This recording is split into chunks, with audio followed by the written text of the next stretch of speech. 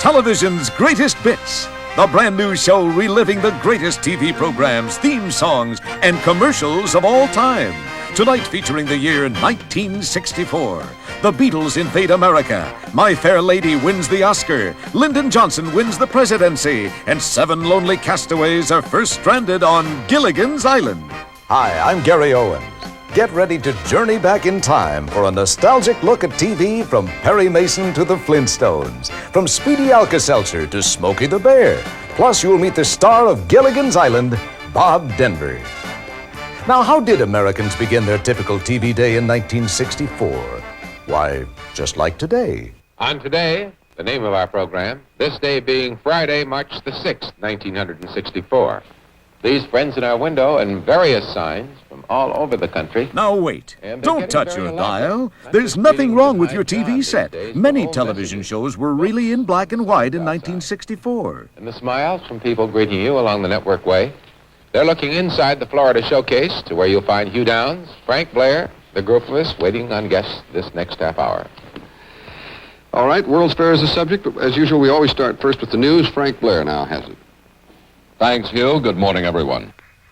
It's hard to imagine waking up every single morning and starting your day with a black and white TV program like the Today Show. But that's just how tough life was back in 1964. That year, big fins on cars were out. Beetle haircuts on boys were in.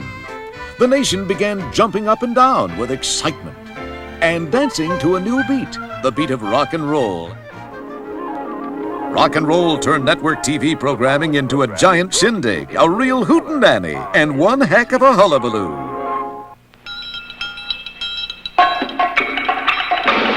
Feel that beat coming strong. Feel like you want to come along and jump for joy. We're telling you it's hullabaloo. Tonight from Hollywood on Hullabaloo, Barry McGuire, Gary Lewis's Playboy.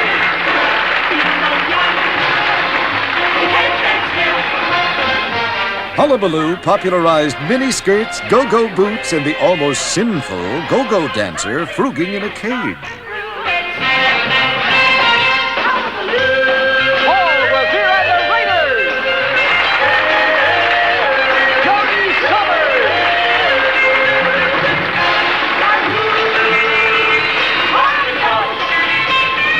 Just one thing you ought to know. It's getting through to you. It's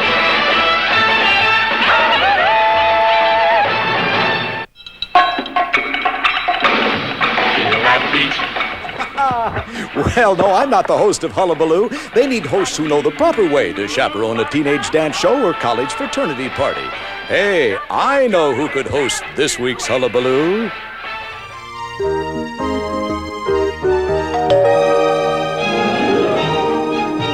The Adventures of Ozzie and Harriet, starring the entire Nelson family, Ozzie, Harriet, David, and Ricky. Here is Ozzie, who plays the part of Ozzie Nelson. And, of course, his lovely wife, Harriet, as Harriet Nelson. The older of the Nelson boys, David, appears as David Nelson. And his younger brother, Ricky, played by Ricky Nelson. What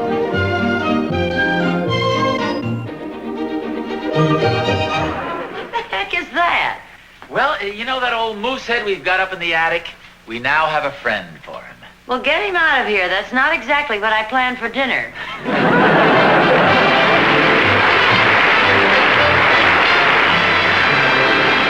That's a kind of a dirty trick you played on your mother and me tonight. Oh, what's that? Well, sending Wally and the guys over to drop your friend off at our house. Well, what friend? With the blue moose. Now, who could Ricky's famous moose friend possibly be? Isn't barrel jumping a fun sport? No. Unless one's got the go to jump over all of them. So to avoid getting clobbered again, which by the by really smarts, I get heaps of go with Cheerios. Go with the goodness of Cheerios. But watch where you're going. But Bullwinkle, the TV show shindig, did watch where it was going, right to the top.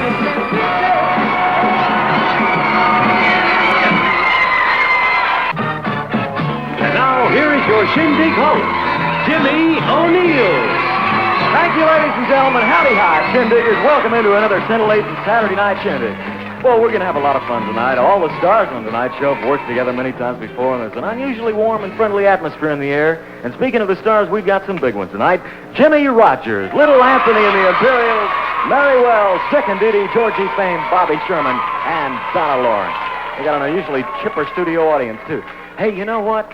The girl who kicks off our show tonight is the girl that the Beatles told me is their very favorite female singer. I'm Chiquita Banana, and I've come to say bananas have to ripen in a certain way, and when they're flecked with brown and have a golden hue, bananas taste the best and are the best for you. To have bananas that are fully ripe, you must be absolutely sure to take them home and let them ripen at indoor temperature.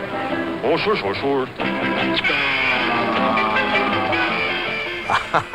You won't find a music video more bizarre than that. Chiquita Banana had been shaking her appeal in America for 20 years before anyone even heard of Madonna.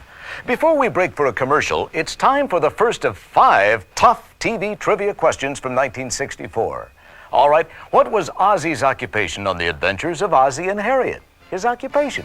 Now, don't go away, because I'll be right back with the answer to that question and with wonderful scenes from The Andy Griffith Show, The Beverly Hillbillies, and those ever-popular family sitcoms. Stay tuned for more of television's greatest bits and my guest star, Bob Denver of Gilligan's Island. Here comes a Clyde. Clyde's dig kicks because they are not square. Scoop up doo-wee-wee-doo-woo-woo-woo. If you're not a Clyde, you'll dig their unsquare shape, because kicks are like round cornflakes. Sounds wild, but rounds, why kicks stay crisper in milk. Won't get soggy like regular flat flakes. Kicks, a Big G General Mills cereal.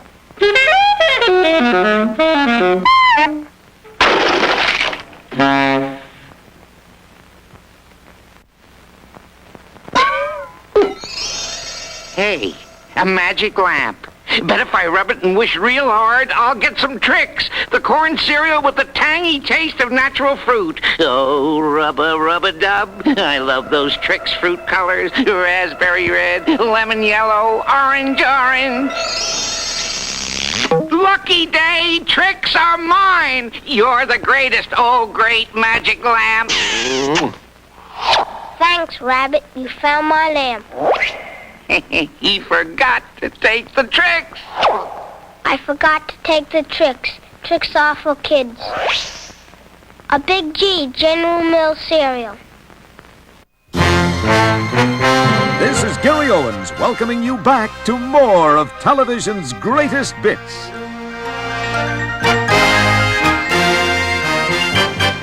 The answer to our trivia question, what was Ozzy's occupation on the adventures of Ozzie and Harriet, is none. They never showed or mentioned Ozzy's occupation in the TV series. He used to just putter around the house. I guess maybe he was a professional house putter. We're busy reliving the greatest TV programs and commercials of 1964. The year the only dynasty you could watch on television was the Boston Celtics. Also making sports headlines around the world that year were America's winners at the Summer Olympic Games, broadcast to our shores from Tokyo, Japan. From Tokyo, Japan to the Beverly Hillbillies' hometown of Bug Tussle, Tennessee, television brought us some diverse and even alien cultures in 1964. Rural American cultures from towns named Hooterville, and most famous of all, Mayberry, North Carolina. The Andy Griffith Show, starring Andy Griffith, with Ronnie Howard. Also starring Don Knotts. I got a bite, Paul. Good. See that little kid, Opie? He's Ron Howard, now one of Hollywood's top directors. 22 years later, Ron appeared in the reunion show Return to Mayberry, which became the top-rated TV movie of 1986. He's a good one, ain't he, Paul? Good. I believe never in the history has anybody your size and weight landed a fish this big. You mean Paul? You know, if I didn't know better, I would swear that you're akin to Isaac Walton. Who's he? Oh, when it comes to fishing, he's the man that wrote the book. But Opie Taylor wasn't the only popular kid on TV. In commercials, there were the Campbell kids. Soup every day makes a soup for you. Soup tastes good and it's good for you. Once a day, every day have Campbell's. Good. Also good, according to the ratings, was Gomer Pyle, USMC. Starring Jim Neighbors. And Frank Sutton.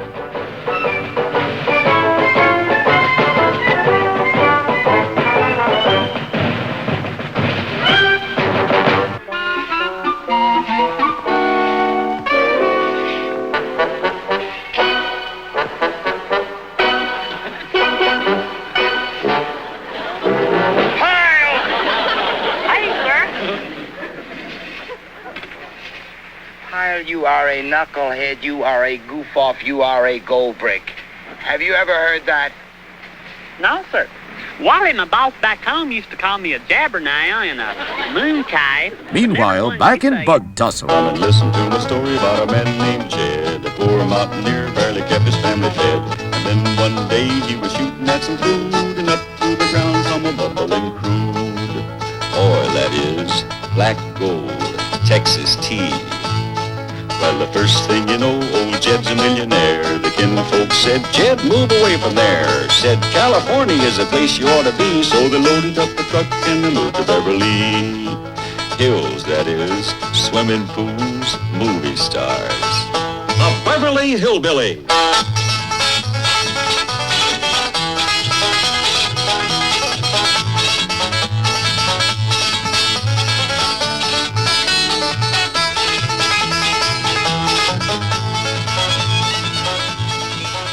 Meanwhile, back in Hooterville. Come ride the little train that is rolling down the tracks to the junction. Forget about your cares, it is time to relax at the junction. Lots of curves, you bet, and even more when you get to the junction. Petticoat Junction. There's a little hotel called the Shady Rest at the junction. Petticoat Junction. It is run by Kate. Come and be her guest at the junction. Petticoat Junction. And that's Uncle Joe. He's a moving kind of slow at the junction. Petticoat Junction. There's one thing that hasn't changed since 1964, and that's America's passion for cars. No one believed any new car could top 1963's introduction of the Corvette Stingray. But in 1964, along came the hottest car in years. Mustang, the bright new shape of total performance. The car everyone went wild for overnight. Here's a bonus trivia quiz. The man who fathered the Mustang, one of the most successful cars in history, was fired by Ford. Luckily, he soon found work. What new job did he do? A, saved the Chrysler Corporation. B, saved the Statue of Liberty. C, wrote 1986's best-selling autobiography. D, all of the above. The answer is D. Lee Iacocca fathered the Mustang. They're out of this world. Like the Mustang, also out